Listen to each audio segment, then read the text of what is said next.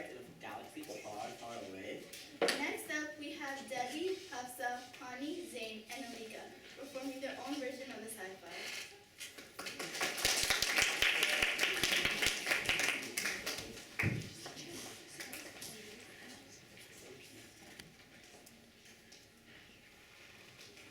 It is the year 7,850.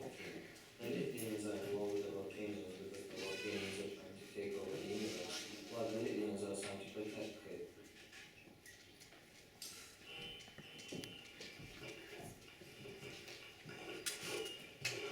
Captain, I'm detecting a distress signal.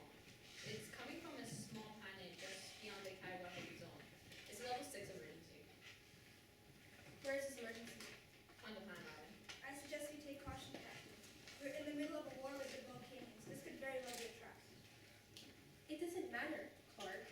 If there is a civilization that needs our help, we can't just stand by and do nothing. I agree, Captain. We're interplanetary meetings and rescuers. If there's a planet need, we'll be there.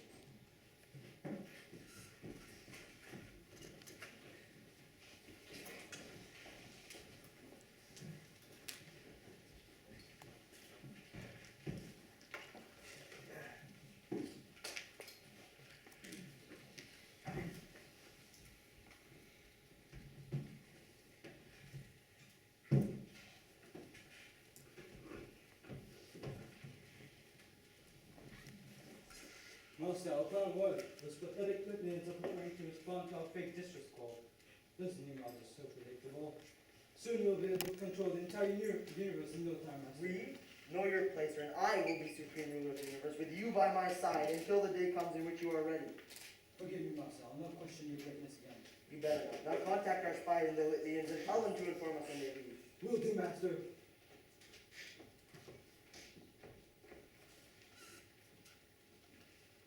Finally, my plan is working perfectly.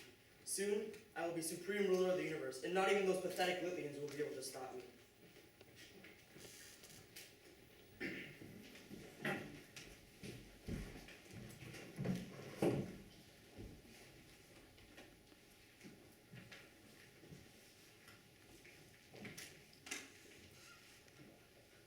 Okay, Captain, we're entering Router's gravitational field, but my sensors aren't picking up anything. I'm telling you, Captain, this is a trap. We must turn around immediately. No, Clark. Rude. Land on Mountain immediately. We have landed, sir, but we have an incoming message.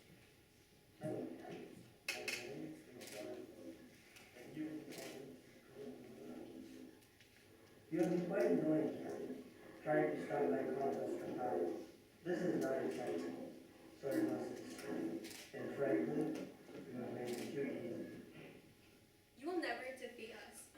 As long as there's villains like you in this galaxy, we will always be right here just to stop you.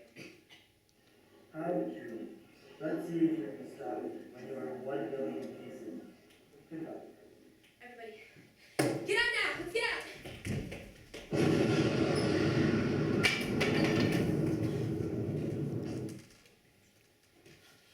Is everybody okay? I'm fine, sir. I told you, Captain, there is no sign of any distress, and because of your need to be here, we almost have died. I am your advisor. Perhaps you should take my advice. I apologize to you all. My arrogance has blinded me. And in this blindness, I almost got a bit tired and killed. And now we're stuck on this planet like sitting ducks. The enemy can find us and kill us. Not exactly, sir. If we hurry, we can destroy the Volcanian base of operations. There are approximately 7 days from here. We can get there in 30 minutes if we use our rocketry. Let us go, Clark. But I need you to stay cautious. I need you to destroy the base. Captain MK Cloud Zero and Enroute Budgie start their journey in an attempt to destroy the volcano base.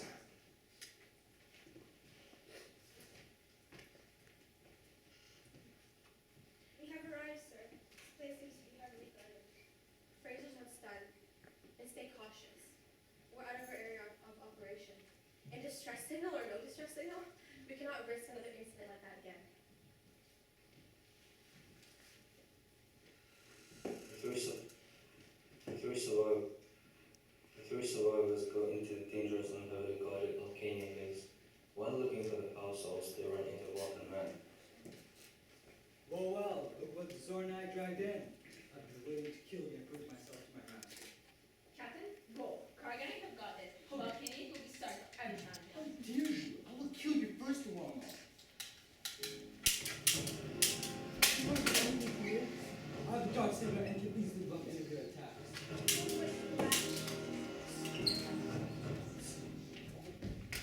Too easy. The captain runs past Will and Ren while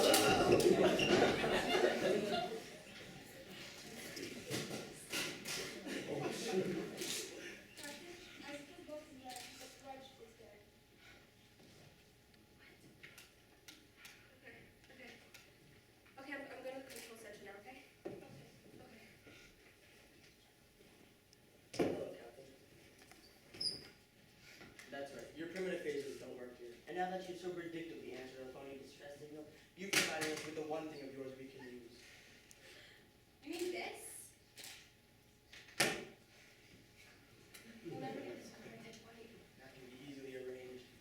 A long and lazy battle takes place between the two, both greatly skilled and strong, with a adaptine energy. Sadly, unlike Vulcans, Lithians get tired. Eventually, Captain's block became weaker and weaker.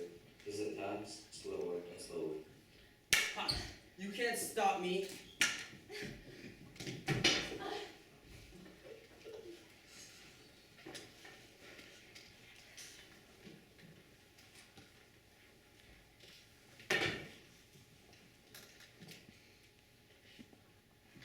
Hello, Captain. Don't bother trying to get rid of this prison. It's made of tar-ground metal. There's a way. The captain tries everything There's to a get way. out of prison, but nothing seems to. Yeah, Until we got it earlier. the captain tries everything to get out. Until You won't be here for long. You see, my original plan was to keep you here while I shapeshift into a collection to infiltrate your base solar plexus. But then I realized that gives you a chance to escape. So I decided to stick with you.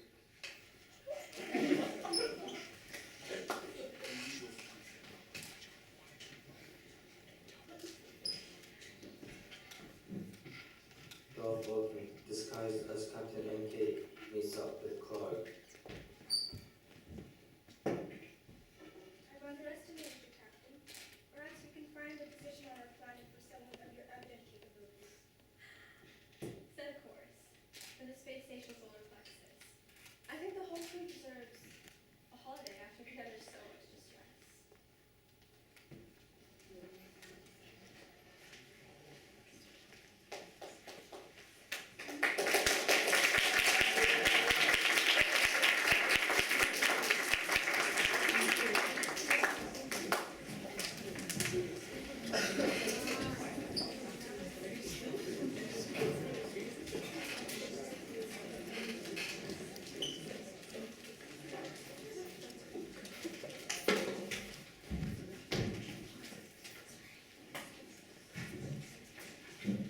Next up, we have our monologue performances.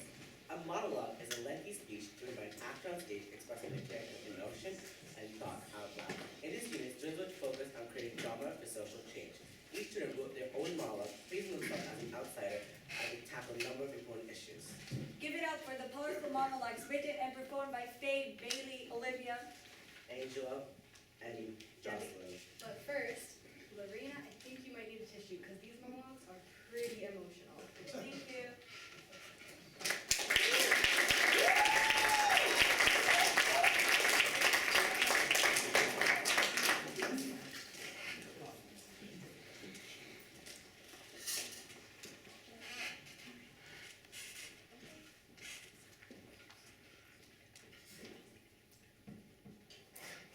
I've heard so many different theories about it.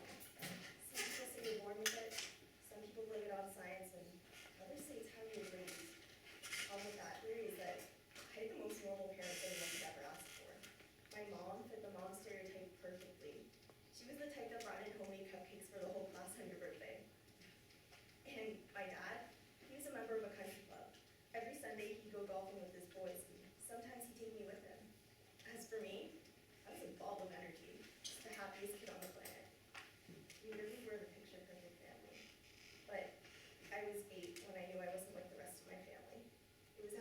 wedding, and I remember the day perfectly because as I watched the minister pronounce them husband and wife, I had this sort of sinking feeling in my chest that I wouldn't grow up to be like them. And I always think back to this day because if I could have just swallowed this feeling, then maybe, just maybe, I could have grown up to be like them.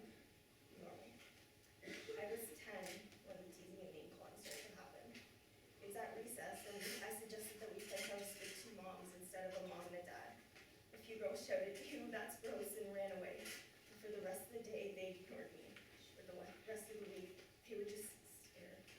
But eventually, people stopped staring and whispering, and everything was fine until I was about 13. When I was 13, it started to get bad again. We were at this party, and we were going to place it in the bottle.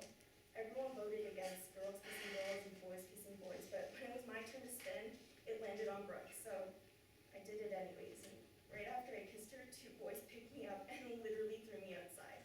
They punched and kicked me until I was on the ground coughing up blood. One spat on me and told me to never show my face at a party again. When I was 14, I started high school. On my first semester, in my first period, I met my best friend in math class. We were inseparable, literally glued together at the hip. Until one day, she slowly started distancing herself from me. At first, she wouldn't return my texts. She wouldn't walk home with me, and the day after that, she wouldn't return my calls. And when I finally asked her what was going on, she said, "I'm sorry, but I just can't be seen with a dyke." And when she said those words, it felt like someone stabbed me in the stomach, and I couldn't breathe because my past had finally caught up with me. I thought that high school was a fresh start, but I was wrong. When I was 15, I made new friends, but they weren't really friends. They were just a group of loners that all got together to smoke weed so they didn't feel so alone. And for God's sakes, I don't even smoke weed. So even then, I felt like an outsider looking in. I knew no one. No one knew me. When I was 16, I've never felt more alone. Sure, I was surrounded by people, but I wasn't really there. I was trapped in a glass box, and I feared I'd be trapped forever. When I was 17, I contemplated a lot of things, but if making this video can save just one life by saying it gets better, then life is worth living.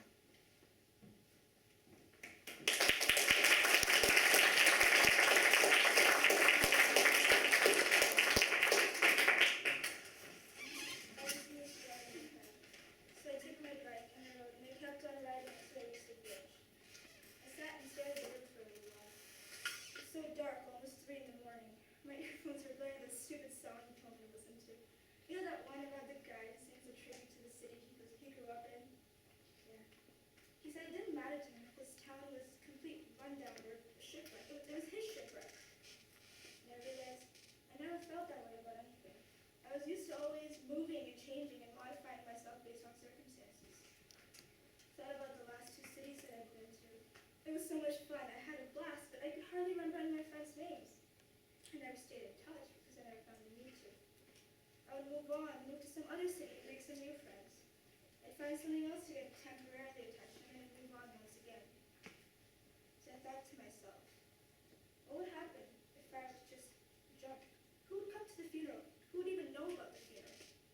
You know, the memories and the places and the faces just became this big jumble of nothing. And I thought about what it would be like if it was you in my place and you had shown. And I realized I finally found a home with you.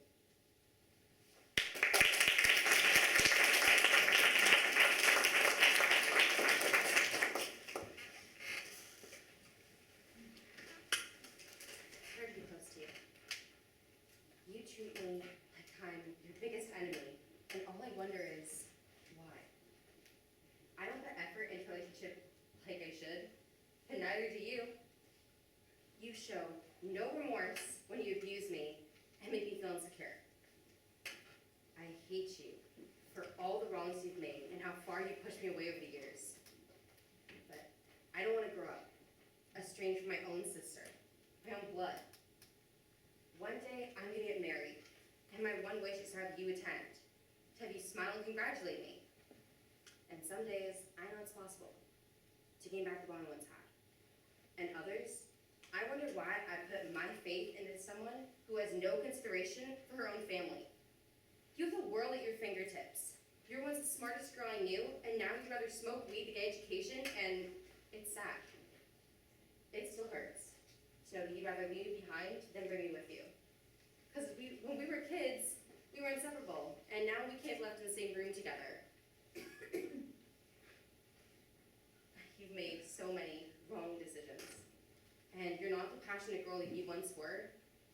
out, I know that you'll make a change in the world. Because I believe in you, just like you should with me. And you don't even understand how I feel. But why would you care? You don't even notice. But how would I tell you? I feel alone and rejected. Just like the first day that you told me that you never wanted to talk to me again and that you hated me. But you're special to me. And I admired you as a child, and somehow I still do. I don't even know why though. But whether we make up now or in 20 years, my love for you will remain consistent. Not necessarily mutual.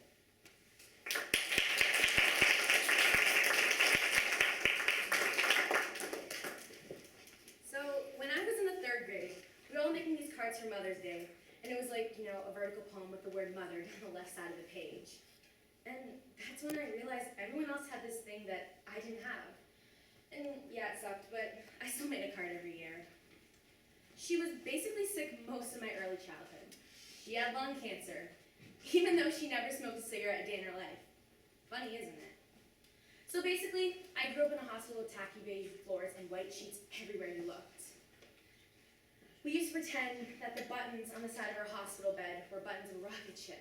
And my dad, he would stand at the foot of the bed, right? And we would lower the back end of the bed, and my dad, he would shake the bed and make this buzzing noise and say, "Buckle up, we're going to the moon." So I'd shut my eyes and hold my mom's hand as tight as I could. And when I opened them, we weren't in that tacky beige room anymore. We escaped for a split second. For a split second, she wasn't dying. For a split second, we were a normal family. It never really got easier as I grew up. It just got more manageable. Instead of thinking of her, I'd go for a run, eat a whole box of Oreos, paint a picture, read a book. I'd do anything to keep her voice out of my head. I hated watching movies. I hated it because I would always hear the parts where she would have laughed or where she would have cracked a joke. She was a really funny person. She made light of every situation, even hers. The day she died was June 21st, 2007. The first day of summer. I hate summer. My mom, she loved it. I'd wheel her out every day from the hospital, and I think it was her favorite part of the day, rain or shine. And the way she would look at the sky, or the way she'd close her eyes before a gust of wind blew over us, just totally captivated me. Each Mother's Day passed, and for the first few years, kids didn't really get it. I'd always get the odd kid asking me, "Why are you still making a card for your mom, even though she's dead?" And I never really knew what to say. I always just kind of got this feeling that she knew that I was, and I didn't want her thinking I was forgetting about her. Teachers, oh my God, teachers, they would look at me with their sad eyes and say, "Oh, that poor girl." Or they would whisper behind my back about how growing up without a mom is tough. Like they knew what I was going through. I hated it. I hated it so much. I hated the way people looked at me. I hated it when dozens of lasagnas would show up on our doorstep around birthday or summertime. I hated it. It just reminded me more that she wasn't here and I was. I think about her all the time, and I miss her all the time, and it still hurts all the time. And it doesn't matter how many damn Oreos I eat, or how many books I read, or how many pictures I paint. There are no more rocket ship rides. There are no more walks from that gateway of hell. That prison was my hell. But my mom, she was my heaven. And that's what she deserves to be.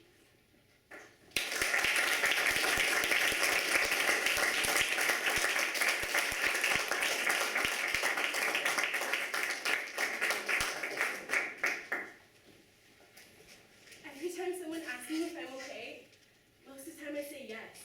If not, I say I'm tired.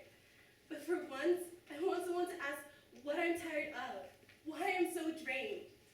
For once, I want someone to ask how I'm doing on the inside and not just what I want people to think. Because it's tiring being this happy girl all the time. It's tiring living up to everyone's expectations of you. It's tiring being someone you don't like. And that's partially my fault. It's my fault I live with a mask on. It's my fault that the only voices I accept to be true are the ones who terrify me the most. It's my fault that those are the only voices I truly trust. And it's my fault that every single time someone tries to help, I turn them away because I don't trust anyone. How am I supposed to trust someone if I can't trust myself? How am I supposed to love someone if I can't love myself? Because the truth is, it's me who I'm tired of. And it hurts so damn much keeping everything inside. Everything locked up where no one can find it because I know I'm just a ticking time bomb just ready to explode. I often ask myself, would it make a difference if I weren't here? If I weren't born? Because honestly, I don't feel like I exist anyways.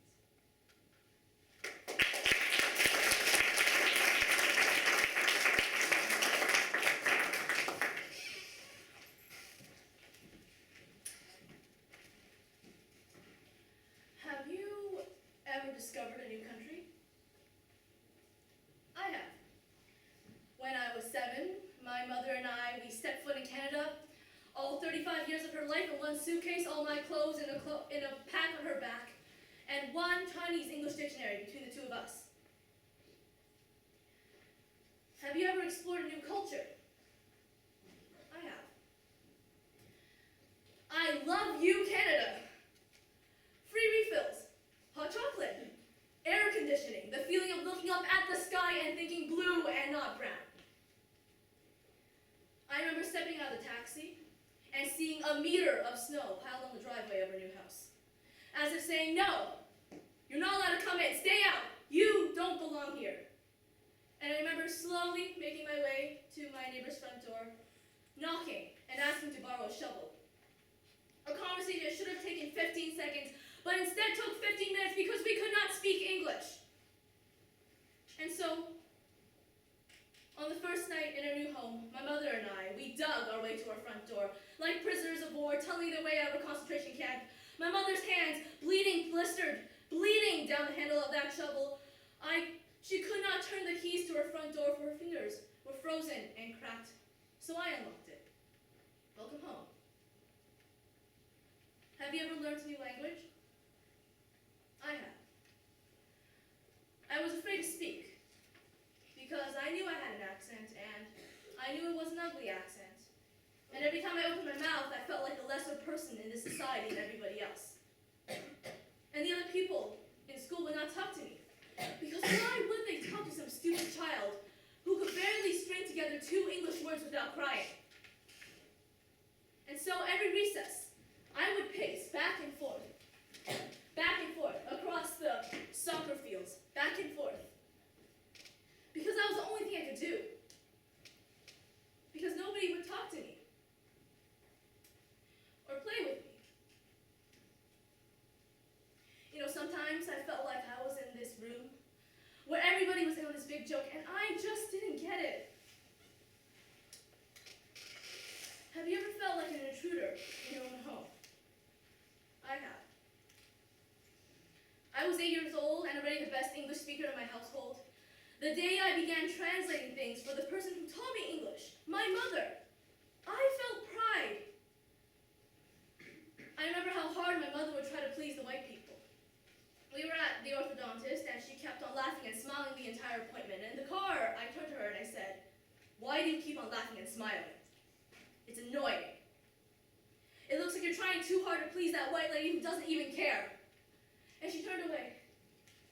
And she replied, "Because in some ways, we are below them. I didn't come from some high and mighty place. I came from a farm in a small town in China. I did not feel pride then."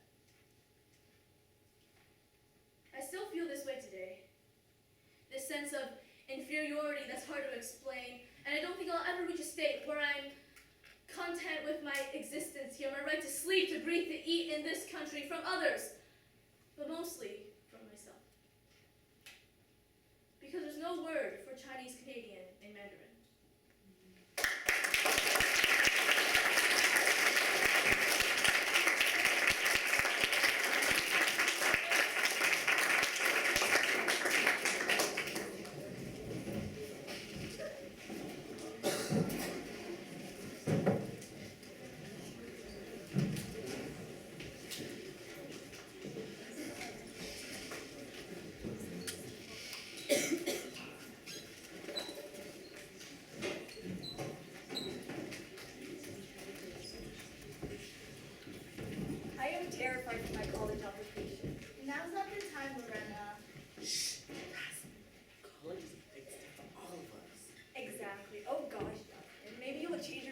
what's your next performance? Here are Imar and Maya with their long scene about how scary college applications can be.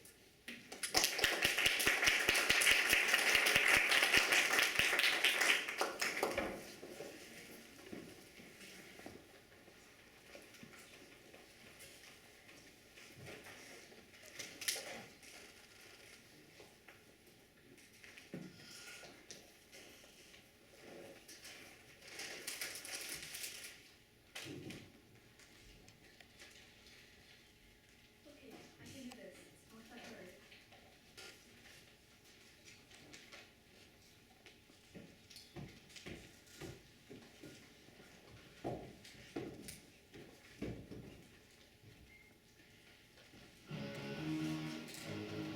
Do you mind? What? I'm working here. Okay? Can you not do that?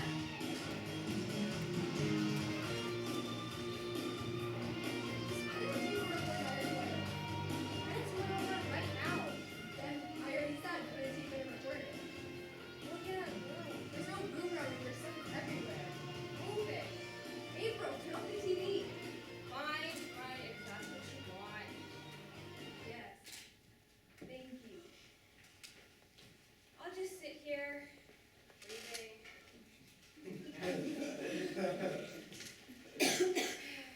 I suppose that annoys you. Nope. I'll just sit here breathing, staring into space then. Why don't you just read a book? You know. I'll just sit here, breathing, and be bored, since that's what you want from me. I need to work on this. What is it? My college admissions application. Oh, how's it going? It's the worst thing ever. What's the question? What inspires you? Oh, man. Yeah. Inspiration can come from many places. Oh, that's deep. I bet people reading this would be like, many places? I never knew that before. I didn't say it was good. Some may be inspired by the American Revolution, others by a family member. This is like the best admissions essay ever. Would you just shut up? Still others may be inspired by an actor or an action hero, such as Chuck Norris? Say it was good. Chuck Norris? Look at me up. Alright, look, this is awful. I know that. For me personally, that's a stupid way to begin a sentence. Like, who does that even relate to? What if you're an English teacher? I haven't gotten a B in English since, like, the beginning of time, okay? For me personally, I'm inspired by my grandfather, who was a humble coal miner. A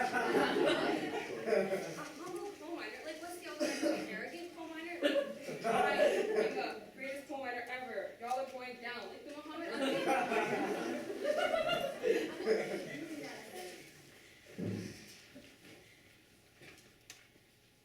But this is like a total lie. That's what they want. They want lies. No, they don't. I did the extra on college admissions.